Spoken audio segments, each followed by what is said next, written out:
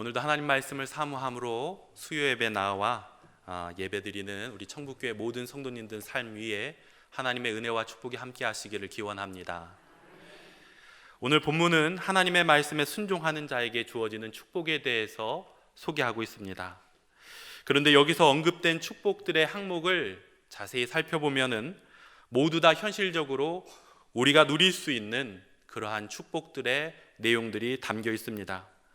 오늘 말씀을 통하여서 우리는 하나님께서 주시는 복에는 우리 삶의 현실적인 복, 그리고 물질적인 복도 배제되지 않았다라는 이 사실을 알게 되는 것입니다. 우리가 신앙생활을 하면서 주의해야 할 점이 하나 있는데요, 그것은 신앙의 극단적인 자세입니다.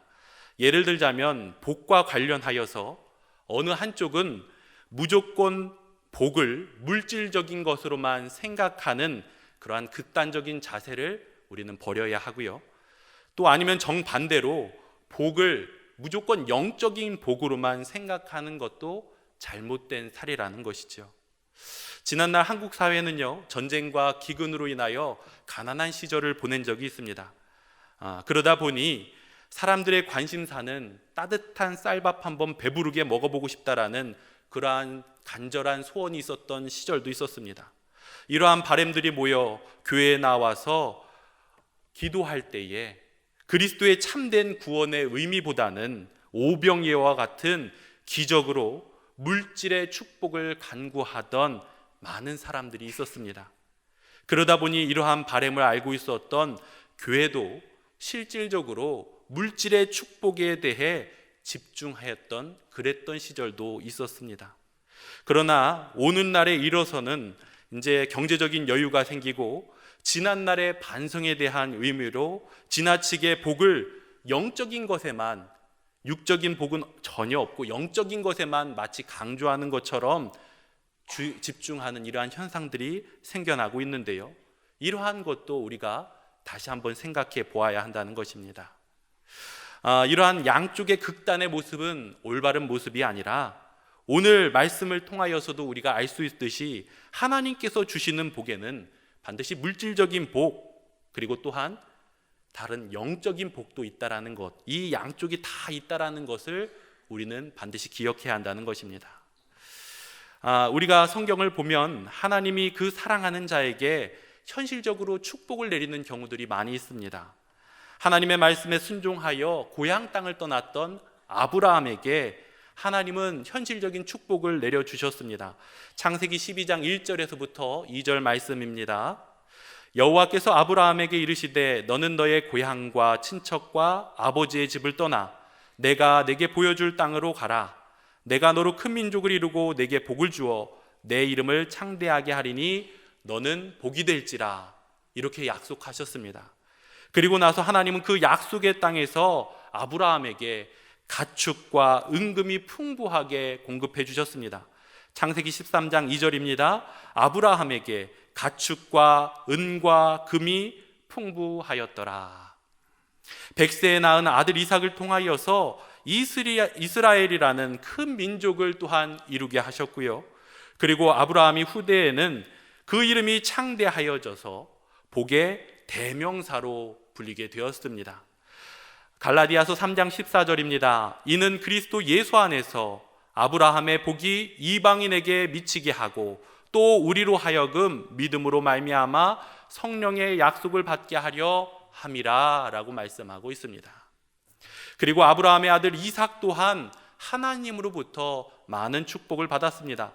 창세기 26장 12절 13절에 보면 이삭이 그 땅에서 농사하여 그의 100배나 얻었고 여호와께서 복을 주심으로 그 사람이 창대하고 왕성하여 마침내 거부가 되어 라고 말하고 있습니다. 또 고난을 받긴 했지만 욥도 궁극적으로 훗날에 자녀와 재물의 축복을 다시 갑절이나 받게 되는 것을 볼 수가 있습니다. 욥기 42장 12절 13절입니다. 여호와께서 욥의 말년에 욥에게 처음보다 더 복을 주시니 그가 양 14,000과 낙타 6,000과 소 1,000결이와 암낙이 1,000을 두었고 또 아들 7과 딸 3을 두었으며 라고 기록되어 있습니다. 이처럼 하나님 말씀에 순종하는 자에게 하나님께서는 이러한 현실적인 복도 주신다라는 것을 성경 곳곳에서는 우리에게 증거하고 있다는 것입니다. 이러한 사실을 통하여서 마치 어린 자녀들이 부모의 말에 순종했을 때 그 부모가 기특하여 상을 주는 것처럼 하나님께서는 이 땅 가운데 우리가 살아가는 동안에도 이러한 축복을 예배해 놓고 계시다는 것입니다. 연약한 우리가 하나님 말씀에 순종할 때에 하나님의 그 축복을 체험하고 그리고 하나님을 알 수 있도록 하나님께서는 현실의 복도 우리에게 예비해 주고 계시다는 것입니다. 그러므로 우리 천국교회 성도님들도 믿음을 통하여 하나님의 말씀에 순종함으로 이 놀라운 영적인 축복과 물질의 축복, 모든 복들을 다 누릴 수 있기를 바랍니다. 우리가 여기서 알아야 할 사실이 있습니다. 하나님께서는 우리에게 반드시 물질적인 복을 주시는 분이지만 우리가 그 복이 목적이 되어서는 안 된다는 것입니다. 만약 현실적인 복에만 우리가 관심을 두고 그것에 목적을 두며 살아가게 된다면 우리의 신앙 우선순위가 변질되어서 자칫 하나님보다 물질에 더 관심을 기울일 수 있기 때문입니다. 오래전에 한국 사회에 충격을 던져준 어느 초등학생의 시가 있습니다. 그 시 내용이 이런데요. 제가 읽어보겠습니다. 엄마가 있어서 좋다. 나를 예뻐해 주어서. 냉장고가 있어서 좋다. 나에게 먹을 것을 주어서. 강아지가 있어서 좋다. 나랑 놀아주어서. 그런데 아빠는 왜 있는지 모르겠다. 네. 공감이 되시나요? 네. 아이 눈에 바라볼 때는 이러한 것들이 당장 눈앞에 보여져 있는 것들, 엄마는 나를 예뻐해서 좋고요, 냉장고 안에는 먹을 것이 가득 들어있어서 좋고, 그리고 강아지는 나를 반겨주어서 좋은데 아빠는 나랑 놀아주지도 않고 보이지도 않고, 그러니 아빠는 왜 있는지 모르겠다, 그렇게 고백한다는 것이죠. 아이의 눈에 비친 아빠라는 존재는 자신과는 아무런 상관도 없고 필요도 없는 존재로 보였다는 것입니다. 그러나 정작 아빠는 어떤 존재입니까? 가족을 위해 열심히 일하고 자식을 위해 희생하기를 마다하지 않는 그러한 사람입니다. 늦은 시간에 퇴근하고 일찍 출근해서 아이들을 제대로 볼 수는 없지만 가족을 위해 죽어라 일하는 사람이 바로 아빠라는 것이죠. 그러나 아이 눈에 비친 아빠라는 존재는 강아지만도 못하고 심지어 냉장고만도 못하다고 생각하는 것이 아이의 모습인 것입니다. 오늘날 물질의 복에 사로잡혀 하나님을 바라보는 눈이 이런 어린아이와 같은 모습이 되지 않도록 우리의 모습을 점검해 보아야 한다는 것입니다. 그렇기 때문에 먼저 하나님을 바르게 섬기고 다음에는 하나님이 주시는 축복을 감사히 누리며 살아갈 수 있는 바른 청지기가 될 수 있기를 바랍니다. 그렇다면 오늘 우리가 하나님의 축복을 받기 위해 어떻게 해야 하는지 오늘 말씀을 통해 우리가 살펴보고자 합니다. 오늘 말씀은 우리가 축복을 받기 위해 해야 할 일은 하나님의 말씀에 순종해야 한다는 것을 알려주고 있습니다. 다 같이 우리 1절 말씀을 함께 보도록 하겠습니다. 다 같이 읽어보겠습니다. 내가 내 하나님 여호와의 말씀을 삼가 듣고 내가 오늘 내게 명령하는 그의 모든 명령을 지켜 행하면 내 하나님 여호와께서 아멘. 오늘 말씀은 내가 하나님 여호와의 말씀을 삼가 듣고 라고 말하고 있습니다. 여기서 삼가 듣는다는 것은 정중하고 겸손한 자세로 하나님의 말씀을 듣는다라는 그러한 말입니다. 우리의 신앙의 시작은 어디에서부터 출발하는가 보면은요, 말씀을 듣는 데서부터 출발하는 것입니다. 우리가 말씀을 듣지 못하면 우리의 신앙은 성장할 수 없기 때문입니다. 로마서 10장 17절에서는 우리에게 이렇게 말씀하고 있습니다. 그러므로 믿음은 들음에서 나며 들음은 그리스도의 말씀으로 말미암았느니라. 그렇습니다. 우리의 믿음은 들음에 있고 하나님의 말씀을 들어야 우리가 주의 사명을 감당할 수 있게 되는 것입니다. 그러므로 우리는 늘 겸손한 자세로 듣는 귀를 준비해야 하는 것입니다. 제가 아이를 키우다 보니까요, 하나님의 마음을 조금씩 더 알아가는 것 같습니다. 요즘 우리 아이가 초등학교에 들어가더니 이제 친구들과 노는 재미에 푹 빠졌습니다. 그래서 친구들과 어울려서요, 집 앞에서 줄넘기도 하고요, 그리고 킥보드를 타고 이렇게 서로 놀기도 하는데요. 이제 아이들이다 보니까 그래서 그런지 이 놀이를 할 때 주로 경쟁을 하는 것 같습니다. 근데 저희 아이가 키는 또래 아이들보다는 조금 큰데, 그런데 운동신경이 약간 없는 것 같습니다. 형제들과 이렇게 어울려서 놀아보지 못해서 그런지 아직 이렇게 노는 거에 있어서는 많이 뒤처지는 것 같아요. 그러다 보니까 킥보드를 타게 되면 꼭 넘어져서 다쳐가지고 집에 돌아오는 거예요. 그래가지고 이제 집에서도 안전장치로 이게 무릎 보호대를 사주고, 킥보드 탈 때는 꼭 타라고 이야기를 해도, 끼고 타라고 해도 아이가 말을 듣지 않습니다. 아이는 그냥 급한 마음에 허거지겁 나가서 친구들과 어울려 노는 게 너무나도 재미있는 거예요. 그래서 한 번은요, 제가 이렇게 지켜보니까 아이가 왜 이렇게 자꾸 넘어질까 혼자 생각을 해보니까 이런 마음이 들었습니다. 그래서 은희야, 아빠 얘기 좀 들어봐 하고는 이야기를 해주는데, 너 자꾸만 넘어지는 이유가 여기에 있는 것 같아. 너네 또래 친구들은 이미 킥보드를 많이 타고 훈련을 해서 잘 탈 줄 아는데 너는 이제 타기 시작했잖아. 그러니까 너는 너의 시간대로 움직이도록 해. 다른 친구들이 빨리 간다고 해서 네가 더 성급하게 움직이려 하지 말고, 너는 천천히 조심조심해서 그냥 너의 그 수준에 맞춰서 다치지 않도록 그렇게 움직이면 그럼 재미있게 잘 놀 수 있어. 그러니까 그렇게 다른 친구들의 움직임에 맞추지 말고 너 스스로의 움직임에 맞추도록 해 하고 이야기를 해줬어요. 여러분 어때요? 잘 이야기한 것 같습니까? 그랬더니 저희 딸의 반응이 이렇습니다. 하고서 코 고는 소리를 내는 거예요. 듣기 싫다는 얘기죠. 순간 부모로서 따뜻한 조언을 해주려다가 마음속에 뭔가 뜨거운 감정이 불끈 올라오는 것을 느꼈습니다.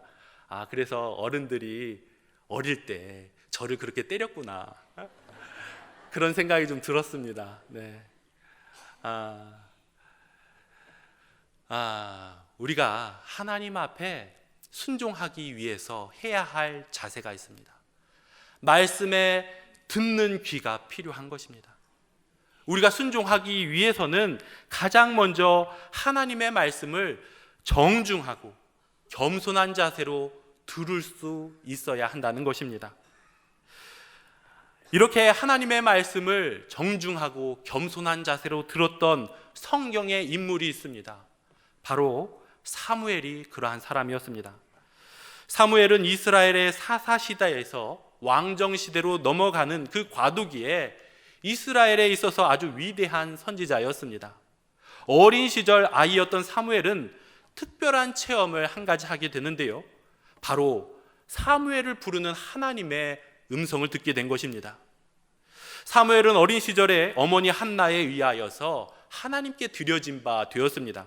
그래서 어린 시절에 하나님의 전에서 늘 자고 먹고 하면서 그러한 생활을 했습니다. 그런데 어느 날 밤 사무엘은 하나님의 음성을 3번이나 듣게 되었는데요, 하나님께서 사무엘아 사무엘아 하고 부르시자 그 부르는 음성이 엘리 제사장이 부르는 줄 알고 그때마다 제사장에게 달려가서 부르셨습니까? 하고 엘리를 찾아갔습니다. 아직 사무엘은 하나님의 음성을 구분하지 못했던 것입니다. 하나님의 음성, 그 말씀은 단순히 귀가 있다고 해서 들을 수 있는 것이 아닙니다. 사무엘은 어떻게 하나님의 음성을 온전히 들었을 수 있었을까요? 그것은 엘리 제사장을 통하여 알게 되는 것을 볼 수가 있습니다. 사무엘상 3장 9절과 10절입니다. 엘리가 사무엘에게 이르되 가서 누웠다가 그가 너를 부르시거든 내가 말하기를 여호와여 말씀하옵소서 주의 종이 듣겠나이다 하라 하니 이에 사무엘이 가서 자기 처소에 누우니라. 여호와께서 임하여 서서 전과 같이 사무엘아 사무엘아 부르시는지라. 사무엘이 이르되 말씀하옵소서 주의 종이 듣겠나이다 하니. 3번을 엘리에게 오고 간 사무엘이 엘리 제사장의 이야기를 듣고 순종하여 다시 침소에 누웠을 때 하나님이 전과 같이 사무엘을 찾으셨습니다.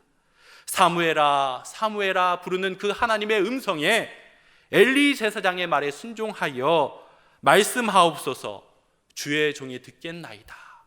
사무엘이 대답했습니다. 그러자 하나님께서는 장차 될 크고 비밀한 일들을 사무엘을 통하여서 이스라엘 민족에 관한 모든 일들에 대해서 이야기해 주셨던 것입니다. 사무엘이 고백한 말씀하옵소서 주의 종이 듣겠나이다 라는 뜻은 단순히 우리 귀로 듣겠다라는 그러한 말이 아닙니다.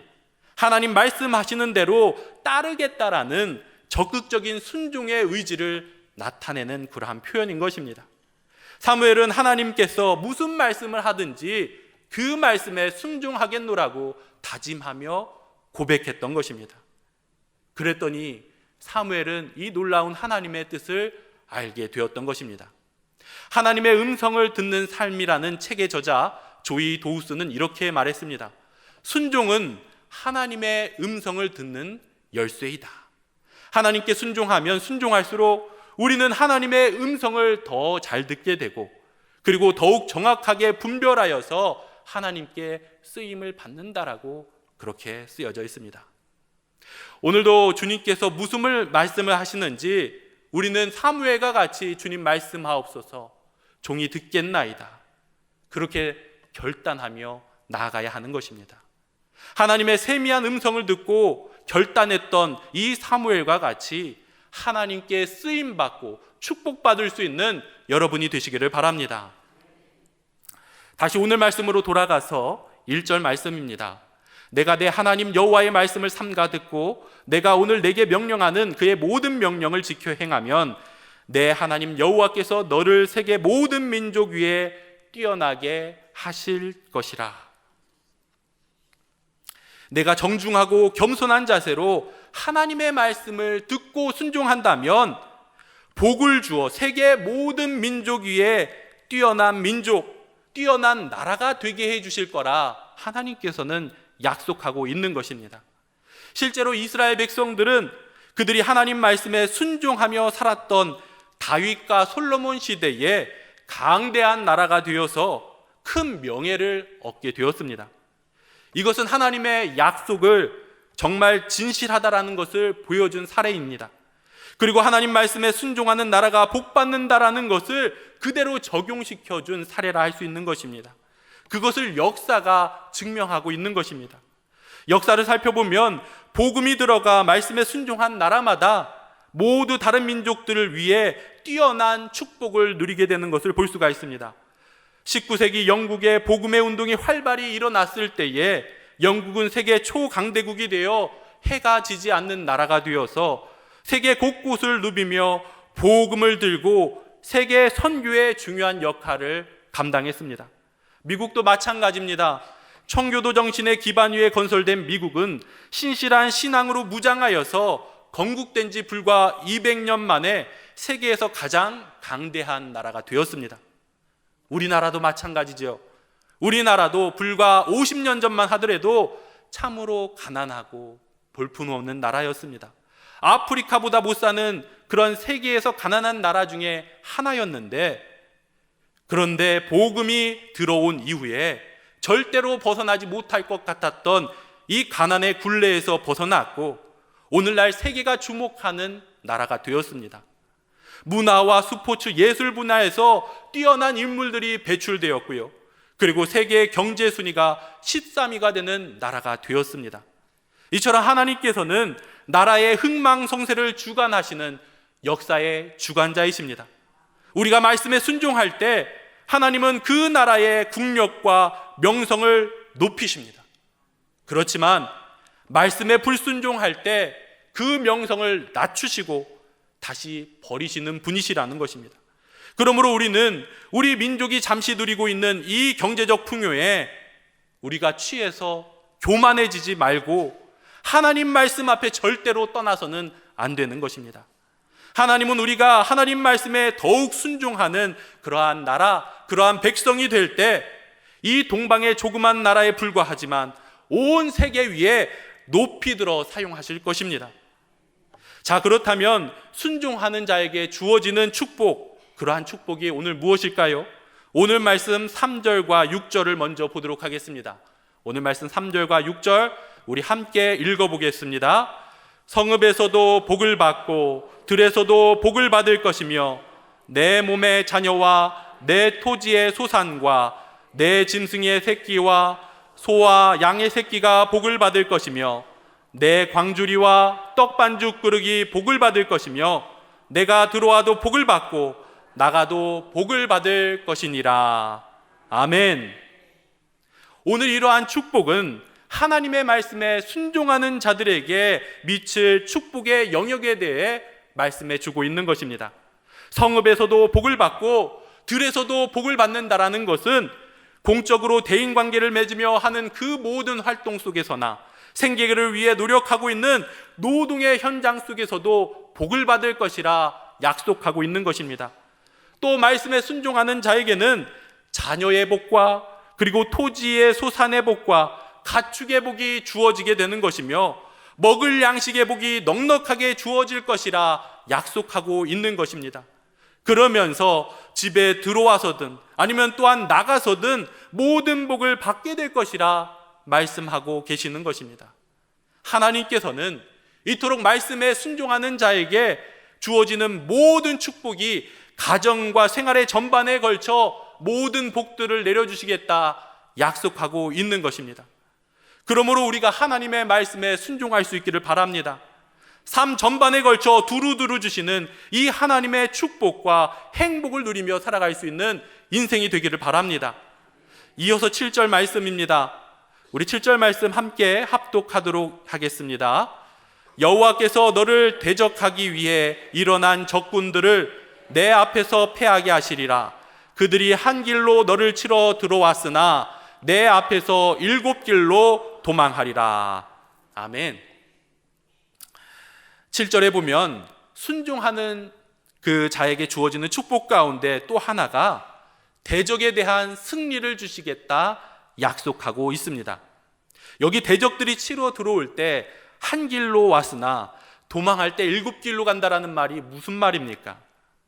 대적들이요, 들어올 때는 대열을 갖추고 아주 당당하게 들어오지만 결국에 전쟁에 패해서 도망갈 때는 혼비백산하여 뿔뿔이 흩어지는 모습을 이렇게 설명하고 있는 것입니다. 이처럼 하나님 말씀에 순종하는 자에게는 어떠한 대적을 만난다 할지라도 하나님께서 지켜주셔서 그 모든 대적들이 패하게 하고 하나님의 백성은 승리하게 만들어 주시겠다 약속하고 있는 것입니다. 우리가 세상을 살아가다 보면 온갖 종류의 사람을 만나게 됩니다. 그 중에는 좋은 사람도 있으니만 악한 사람들도 만나게 됩니다. 나에게 선하게 대하고 유익을 주는 사람만 만난다면 얼마나 좋겠습니까? 그렇지만 우리의 인생은 우리가 원하는 대로 흘러가지를 않습니다.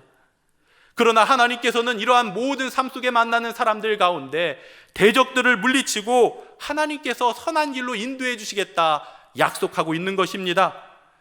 또한 하나님께서는요, 영적으로 악한 마귀들의 공격들이 있습니다. 이 악한 마귀들의 공격마저도 모두 파하고 물리쳐 주시겠다라고 우리에게 약속하고 있는 것입니다. 원수의 공격은 어떠한 형태이든 하나님 말씀에 순종하는 자에게 이겨낼 수 없다는 것입니다. 우리가 하나님 말씀에 순종하고 살아가면 하나님께서 친히 우리의 대적들을 물리쳐 주시는 것입니다. 이것이 바로 말씀에 순종하는 사람들의 큰 축복인 것입니다. 자, 이어서 8절 말씀입니다. 다 같이 읽어보겠습니다. 여호와께서 명령하사 내 창고와 내 손으로 하는 모든 일에 복을 내리시고 내 하나님 여호와께서 내게 주시는 땅에서 내게 복을 주실 것이며. 아멘. 오늘 하나님께서는요, 내 손으로 하는 모든 일에 복을 내려주시겠다 약속하고 있습니다. 우리가 복을 받기 위해서는요, 1차적으로 우리의 손이 근면하고 부지런해야 한다는 것입니다. 하나님께서는 아무런 노력하지 않고 게으른 자에게는 복을 내려주시지 않습니다.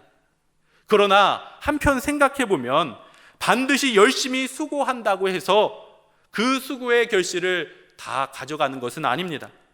하나님이 함께 하셔야 그 축복을 누릴 수 있다는 것입니다.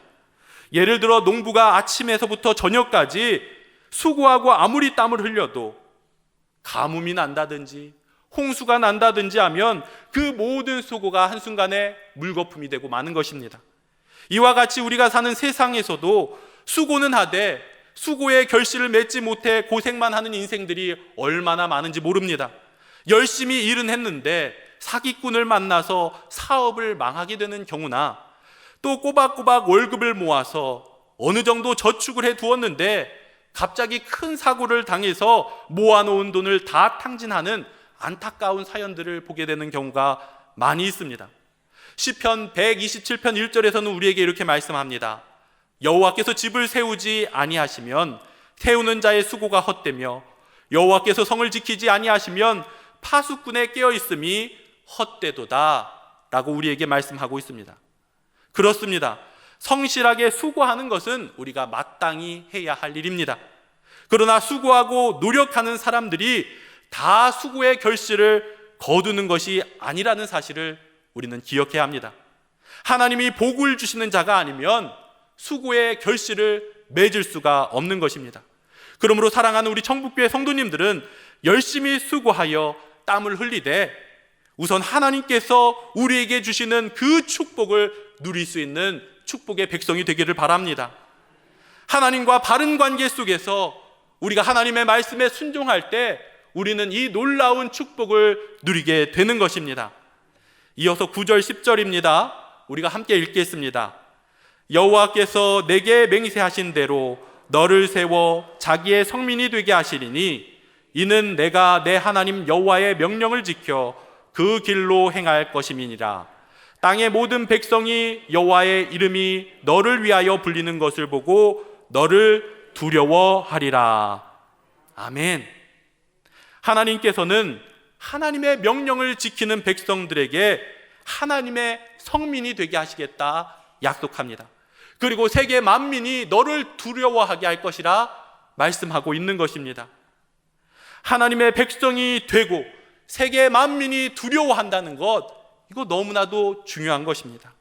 우리가 이삭을 한번 살펴보십시오. 창세기 26장에 등장하는 이삭은 단지 한 가정의 가장으로서 많은 군대를 가지고 있지 않았던 그러한 인물입니다. 또한 특별한 무기도 가지고 있지 않았습니다.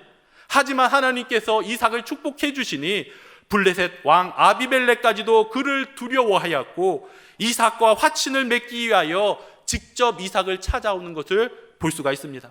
또한 다윗을 보시기 바랍니다. 다윗은 이스라엘 작은 성읍 베들레헴 출신으로 양치기에 불과했지만 하나님이 함께 하시니 그에게 축복을 내려 이스라엘을 통치하고 있었던 사울 왕마저도 두려워할 수밖에 없었다는 것입니다. 하나님께 복을 받는 사람들은 세상 사람들이 두려워할 수밖에 없다는 것입니다. 따라서 복 받는 하나님의 백성은 세상 어떤 것도 두려움 없이 당당하게 살아가는 것입니다.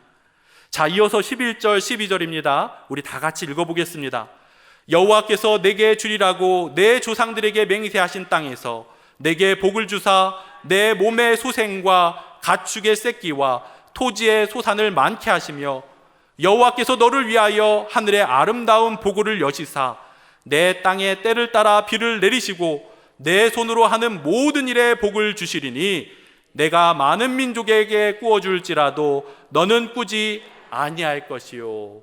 아멘. 하나님 말씀에 순종하면 하나님께서 복을 주셔서 자녀들과 가축의 새끼와 토지의 소산이 많게 하시고 때를 따라 비를 주실 뿐만 아니라 그리고 다른 민족에게 꾸어오지 않고 꾸어주는 그러한 복을 주실 것이라 약속하고 있습니다. 이러한 축복들 가만히 살펴보면 우리 일상생활에서 흔히 일어나는 그러한 일들입니다. 어찌 보면 이것도 복일까 하는 생각이 듭니다. 하지만 그렇지가 않습니다. 이것들은 분명히 하나님의 큰 복이며 하나님의 은총이라는 것입니다. 우리가 누리고 있는 이 모든 일상들이 하나님께서 특별하게 우리에게 베풀어 주신 크나큰 축복이라는 것입니다. 저는 아이가 9년간 없었습니다. 그래서 이 아이 없는 서러움을 누구보다도 잘 알고 있습니다. 저는 오히려 잘 모르는 것 같고 제 아내가 잘 알고 있는 것 같습니다. 저 옆에서 좀 알고 있습니다. 9년간 아이가 없을 때 마지막에는 하나님께서 기도를 통하여 우리에게 은유를 주셨는데요. 그 중간에 아이가 없다 보니까 조급한 마음에 시험관도 해보고 인공수정도 해보았습니다. 한 5년 차 될 때였나요? 결혼 후 4년 차, 5년 차 될 때. 근데 다 실패를 했어요. 시험관과 인공수정 다 실패했는데 제가 병원에 가서 그 시험관, 인공수정에 대해서 이야기를 들으면서 그때도 제가 느꼈던 것이 있어요. 무엇이라고 하냐면 병원에서 저는 시험관을 하면은 임신 확률이 그래도 한 70% 못해도 80%는 될 줄 알았는데 시험관 아기를 하면 임신 확률이 31.6%래요. 비용도 굉장히 비싸더라고요. 처음에는 나라에서 지원을 해주는데 인공수정은요 15%밖에 안 된대요. 그 사람들이 이야기하길 뭐라고 하냐면은 이 수정까지는 인공으로 할 수 있지만 나머지 착상하는 것은 이것은 사람이 할 수 있는 영역이 아니고 그분은 자연의 영역이다, 그렇게 표현을 하더라고요. 근데 제 귀에는 이것은 하나님의 영역이다로 들렸습니다. 남들은 흔하게 그렇게 아이들을 가질 수 있지만 남들은 그냥 쉽게 아이들을 낳지만 9년간 아이가 없었던 제 입장에서는 아이를 갖는다는 것, 아이가 생긴다는 것, 이것은 하나님 허락 없이는 이루어질 수 없는 진정한 축복이라는 것을 저는 누구보다도 잘 알고 있습니다. 우리가 누리고 있는 것, 일상에 누리고 있는 이 모든 것들이 하나님께서 우리에게 베풀어 주신 크나큰 축복이라는 사실을 우리는 분명히 기억해야 한다는 것입니다. 솔로몬은 그의 전도서에서 수고하는 중에 낙을 누리는 것과 일평생 아내와 함께 즐겁게 사는 것, 자녀, 그리고 시편 기자는 자녀가 많은 것, 손이 수고한 대로 먹는 것, 아내와 자식이 한 상에 먹고 마시는 것이 그것이 복이라 이야기했습니다. 일상생활하는 이 모든 것이 하나님께서 우리에게 베풀어 주신 크나큰 축복이라는 것을 알려주고 있는 것입니다. 이처럼 복이란 것은 일상을 뛰어넘는 특별한 일이 일어나는 것만이 복이 아니라 우리가 누리고 있는 소소한 모든 순간순간들이 하나님이 우리에게 베풀어 주신 크나큰 축복이라는 것입니다. 그러므로 우리는 하나님 말씀에 순종하며 이 놀라운 일상의 복을 누릴 수 있어야 하는 것입니다. 이어서 우리 13절, 14절 말씀입니다. 다 같이 읽어보겠습니다. 여호와께서 너를 머리가 되고 꼬리가 되지 않게 하시며 위에만 있고 아래에 있지 않게 하시리니 오직 너는 내가 오늘 내게 명령하는 내 하나님 여호와의 명령을 듣고 지켜 행하며 내가 오늘 너희에게 명령하는 그 말씀을 떠나 좌로나 우로나 치우치지 아니하고 다른 신을 따라 섬기지 아니하면 이와 같으리라. 아멘. 하나님의 명령을 지키고 하나님의 명령을 듣고 그 명령을 지켜 행하면은 머리가 되고 꼬리가 되지 않게 하실 것이라 우리에게 약속하고 있습니다. 하나님께서는 이 놀라운 축복들에 대해 우리가 모를까봐 세밀하게 하나하나 짚어서 우리가 좋아하는 것들 다 알려주고 계십니다. 그런 의미에서 오늘 우리가 하나님을 얼마만큼 경외하며 살아가고 있는지, 우리의 삶의 우선순위가 과연 어디에 있는지 우리의 모습을 살펴보아야 합니다. 요즘 우리 그리스도 학부모님들, 우리 자녀들의 학업 어떻게 하고 계십니까? 전에 자녀들의 학업 때문에 주일 성수를 어기는 경우들이 많이 있었습니다. 그런데 오늘 말씀을 비추어서 살펴보면 그러한 일들이 얼마나 어리석은 일인지 우리는 분명히 알게 되는 것입니다. 주일에 공부하지 않고 교회에 나와 예배드리는 일이 세상 사람들 눈에는 마치 어리석게 보일지라도 그 중심에 우리가 하나님의 말씀을 부둥켜 안고 하나님의 이름을 높이기 위하여 순종한다면 하나님은 반드시 그 가정을 축복해 주시고 일으켜 세워 주실 것입니다. 하나님 이름을 높이기 위하여 순종하는 자들에게는 반드시 그 인생을 하나님께서 책임져 주시는 것입니다. 그러므로 우리는 하나님의 명령에 순종하는 백성이 되어야 하는 것입니다. 오늘 이러한 축복들 누가 주시는 것입니까? 내가 만들어가는 것이 아니라 하나님께서 우리에게 공급해 주시는 것입니다. 복은 인간적인 노력으로 얻어가는 것이 아닙니다. 하나님께서 하늘에서 내려주시는 것이기 때문입니다. 하나님께서 그 복을 내려주지 않으면 아무리 물질이 많다고 하여도 그 풍요를 누릴 수 있는 낙이 없는 것입니다. 어떤 사람은 재산이 많으나 건강을 잃어버려서 그 모은 재산들이 아무런 유익이 되지 못합니다. 어떤 사람은 돈도 많고 건강하나 가정의 불화로 인하여서 삶의 위욕을 잃어버리는 경우도 있습니다. 아무리 많은 물질이 있어도 하나님이 없으면 사람은 그 물질 자체만으로 행복할 수 없고 공허할 수밖에 없다는 것입니다. 그렇기 때문에 하나님 말씀에 순종할 때 우리는 참된 행복과 축복을 누리게 된다는 것입니다. 오늘 말씀 2절에 보면 내가 내 하나님 여호와의 말씀을 청종하면 이 모든 복이 내게 임하며 내게 이르리니 라고 우리에게 약속하고 있습니다. 이것은 복이 인간의 노력으로 이루어지는 것이 아니라 하나님께서 우리에게 베풀어 주신다라는 것을 알려주고 있는 것입니다.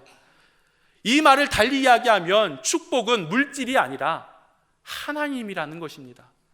축복은 우리의 하나님이십니다. 그러므로 하나님을 붙잡는 인생이 되어야 하는 것입니다. 하나님을 가까이 하며 하나님을 사모하고 하나님의 뜻에 순종해야 우리는 이 땅 가운데 놀라운 복을 누리게 되는 것입니다. 하나님의 복을 멀리하는 사람은 결국에는 이 축복을 누리지 못하게 되는 것입니다. 오늘 말씀은 하나님의 말씀에 순종할 때 누리게 되는 축복도 알려주고 있지만, 그러나 그와 더불어서 하나님의 말씀에 불순종하게 되면 그에 따르게 될 저주에 대해서도 우리에게 명백하게 알려주고 있습니다. 오늘 말씀 15절입니다. 우리 다 같이 한번 읽어보겠습니다. 내가 만일 내 하나님 여호와의 말씀을 순종하지 아니하여 내가 오늘 내게 명령하는 그의 모든 명령과 규례를 지켜 행하지 아니하면 이 모든 저주가 내게 임하며 내게 이를 것이니, 그러면서 19절까지 불순종에 대한 모든 저주에 대해서 이야기하고 있습니다. 하나님은 우리에게 축복을 주시는 분이십니다. 우리에게 축복을 주시고자 마음을 먹으신 분이십니다. 그러므로 하나님 언약 안에서 그 놀라운 축복을 누릴 수 있는 여러분이 되시길 바랍니다. 하나님의 관계에 있어서 말씀에 순종하며 오늘 누려야 할 올바른 축복들을 누릴 수 있는 여러분이 되시길 바랍니다. 만일 우리 삶 가운데 문제가 생겼다면 그 문제를 인간의 힘으로, 인간의 방법으로 고치려 하기보다는 우리 삶 가운데 하나님과의 관계에 있어서 내가 무엇인가 잘못된 것은 없는지 신앙으로 살펴보고 하나님과의 올바른 관계를 회복할 수 있기를 바랍니다. 하나님과의 올바른 관계가 세워질 때 우리 삶 가운데 놀라운 기적의 역사, 축복의 역사가 반드시 이루어지게 될 것입니다. 오늘 하나님의 말씀에 순종함으로 바르고 진실한 믿음의 삶을 통하여 이 신명기에 예비된 축복을 모두 누릴 수 있는 우리 사랑하는 청북교회 모든 성도님들 되시기를 예수님의 이름으로 축원드립니다. 함께 기도하겠습니다. 사랑과 은혜가 충만하신 하나님 아버지, 오늘 우리에게 하나님 말씀의 순종의 축복을 알려주시니 감사드립니다. 순종과 불순종을 통하여서 우리의 삶에 축복과 저주가 있음을 다시금 확인하게 되었습니다. 오늘 우리가 하나님께서 기뻐하시는 그 뜻이 무엇인지를 기억하며 하나님 방법에 순종하며 살아갈 수 있도록 인도하여 주시옵소서. 우리의 연약함을 바로 깨달아 우리의 심령을 감찰하시는 하나님 앞에서 늘 내면을 살펴보게 하여 주시고, 날마다 우리의 연약한 모습을 발견하고 주 앞에 회개함으로 바르게 살게 하여 주시옵소서. 이 시간 주님을 향한 사랑으로 예물을 구별하여 드린 손길이 있습니다. 하나님, 이 예물을 받아주시고 이들의 삶의 주인이 되어주셔서 거룩한 삶을 이루는 축복의 인생이 되게 하여 주시옵소서. 우리의 길이요 진리요 생명 되시는 예수 그리스도의 이름으로 기도하옵나이다. 아멘.